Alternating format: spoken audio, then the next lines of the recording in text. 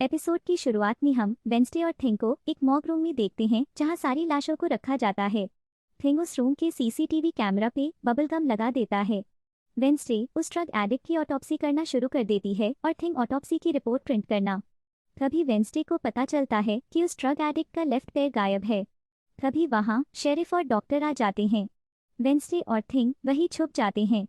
तभी doctor sheriff को drug addict की बॉडी का लेफ्ट पैर दिखाते हैं और कहते हैं कि लेफ्ट पैर की पहली और दूसरी उंगली गायब है और वो ऑटोप्सी करने के बाद ही इस बारे में आगे कुछ बता पाएंगे।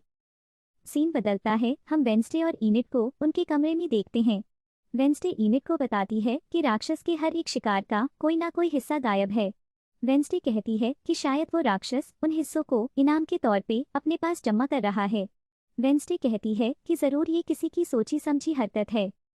अगले सीन में हम सारे स्टूडेंट्स को क्लास में देखते हैं। टीचर सभी स्टूडेंट्स को रेवन के बारे में बताती हैं कि रेवन नेवरमोर की मशहूर डांस पार्टी है। सभी स्टूडेंट्स काफी एक्साइटेड हो जाते हैं। वेंसडे को इस डांस पार्टी में कोई दिलचस्पी नहीं होती है। तभी हम देखते हैं कि वेंसडे जेवियर के गले पर वो भयानक निशान देख लेती है, लेकिन वो जेवियर से इस बारे में कुछ भी नहीं पूछती है। अगले सीन में हम देखते हैं कि वेंसडे थिंग के साथ जेवियर पे निगरानी रखना शुरू कर देती है। वेंसडे कहती है कि जेवियर जरूर कुछ छिपा रहा है। तभी वेंसडे जेवियर को एक रूम से निकलते हुए देखती है। वेंसडे उस कमरे में जाती है। वो कमरा जेवियर का आर्ट स्टूडियो होता है। वहाँ वेंसडे को उस राक्षस की बहुत सारी पेंटिंग्स दिखाई देती हैं। वेंसडे उन पेंटिंग्स में से कुछ पेंटिंग्स अपने पास रख लेती है। वो उस आर्ट स्टूडियो से जैसे ही बाहर आती है कि तभी वहाँ जेवियर आ जाता है। जेवियर वेंसडे से पूछता है कि आखिर वो यहाँ क्या कर रही है। वेंसडे कहती है कि वो होमवर्क का पूछने आई है, जिसपे जेवियर कहता है कि आज तो कोई होमवर्क नहीं मिला है। फिर जेवियर वेंसडे से पूछता है कि कहीं वेंसडे उससे रेवन में डांस के लिए पूछने तो नहीं आई है, जिसपे वेंसडे बचने के लिए जेवियर से डांस का पूछ लेती है, क्योंकि उसे जेवियर पे शक होता है कि वो जरूर कुछ छिपा रहा है। सीन बदलता है, हम वेंसडे को शेरिफ के पास देखते हैं। वेंसडे शेरिफ के पास राक्षस की वो ड्राइंग लेके जाती है जो उसने जेवियर के आर्ट स्टूडियो से चोरी की थी। शेरिफ उस ड्राइंग को अपने पास रखी उस तस्वीर से मैच करते हैं जो उन्हें ड्रग एडिक्ट के कैमरा से मिली थी, लेकिन उन्हें ये सबूत काफी नहीं लगता है, तो वो वेंसडे को कोई ठोस सबूत लाने को कहते हैं।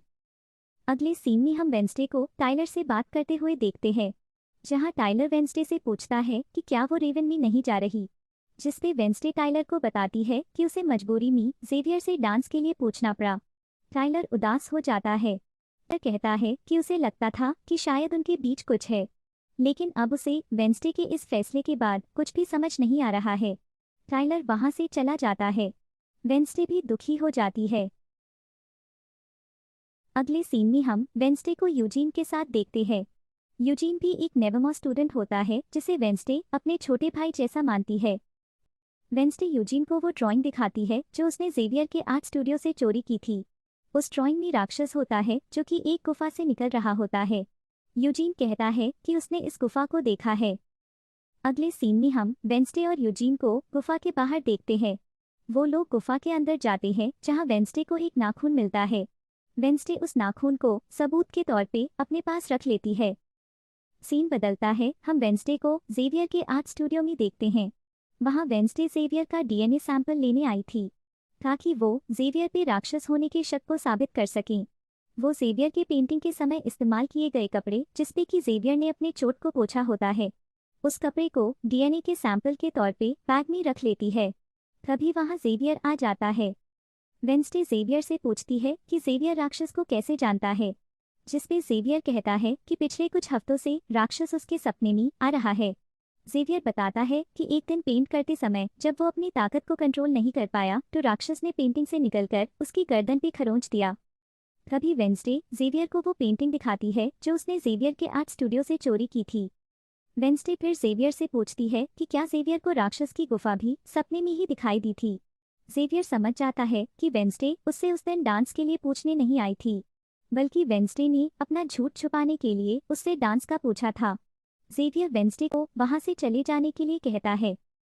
अगले सीन में हम देखते हैं कि वेंसडे शेरिफ के पास कुछ सबूत लेके जाती है, खासकर वो नाखून जो उसे गुफा के अंदर मिला था और जेवियर के पेंटिंग का कपड़ा जिसपे जेवियर ने अपनी चोट को पोंछा था। वो शेरिफ से उनके डीएनए टेस्ट करने के लिए कहती है, लेकिन वो शेरिफ को जेवियर का नाम नहीं बताती है। वेंसडे कहती है कि वो नाम तभी बताएगी जब वो डीएनए टेस्ट रिजल्ट्स आ जाएंगे। अगले सीन में हम देखते हैं कि क्योंकि अब वेंसडे जेवियर के साथ रेवन पे नहीं जा रही थी, इसीलिए अब वो यूजीन के साथ गुफा में जाने का प्लान बनाती है।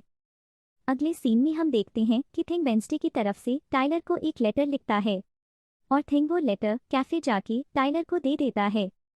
अगले सीन में हम देखते हैं कि वेंसडे यूजीन के साथ गुफा में जाने की तैयारी कर रही होती है कि तभी दरवाजे पे टाइलर आ जाता है। टाइलर वेंसडे से कहता है कि उसे वेंसडे का इनवाइट मिला है, जो वेंसडे ने शायद थिंग के हाथों भिजवाया था। वेंसडे समझ जाती है कि ये जरूर थिंग ने किया है। टाइलर और वेंसडे निकलने ही वाले होते हैं कि तभी वहां यूजीन आ जाता है। यूजीन वेंसडे से गुफा के प्लान के बारे में पूछता है, जिसपे वेंसडे यूजीन को कहती है कि वो गुफा में कभी और जाएंगे, जिसपे यूजीन उदास हो जाता है। यूजीन कहता है कि वो गुफा में अकेले ही चला जाएगा, जिसपे वेंसडे यूजीन को कहती है कि वो खतरनाक जगह है, यूजीन वहां अकेला नहीं जाएगा। और ये कहकर वेंसडे टाइलर के साथ रेवन के लिए निकल जाती है। अगले सीन में हम सारे स्टूडेंट्स को रेवन में देखते हैं, जो कि एक डांस पार्टी होती है। वेंसडे वहां टाइलर के साथ आई थी। तभी वहां टीचर वेंसडे से कहती हैं कि उन्हें लगा नहीं था कि वेंसडे भी पार्टी में आएगी। वेंसडे टाइलर को टीचर से इंट्रोड्यूस कराती है, जिसपे टीचर कहती हैं कि वो टाइलर को पहले से जानती हैं, क्योंकि वो अक्सर टाइलर के कैफे में आती थी। सीन बदलता है। हम गुफा के पास यूजीन को देखते हैं। वो वहां अकेला ही गया होता है। रेवन में हम वेंसडे को डांस करते हुए देखते हैं। वो बहुत इंजॉय कर रही होती है। तभी जेरिको शहर के मेयर का बेटा, जिसका नाम लूकस वॉकर होता है, वो अपने दोस्तों को भी उस पार्टी में बुला लेता है। लूकस वॉकर और उसके दोस्त नॉमीज होते हैं और वो लोग आउटरीच प्रोग्राम में क्रैक्सटन की मूर्ति के साथ जो कुछ भी हुआ था उसका बदला आउटकास्ट से लेने आए थे। सीन बदलता है। यूजीन देखता है कि उस गुफा में किसी ने धमाका कर दिया है। यूजीन डर जाता है और वो वहां से भागने लगता है।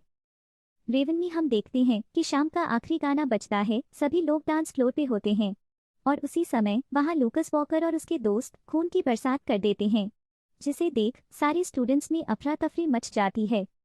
लेकिन वेंसडे समझ जाती है कि ये खून नहीं है बल्कि नॉर्मल पेंट है। तभी अचानक वेंसडे को दिव्य दृष्टि आती है कि यूजीन खतरे में है।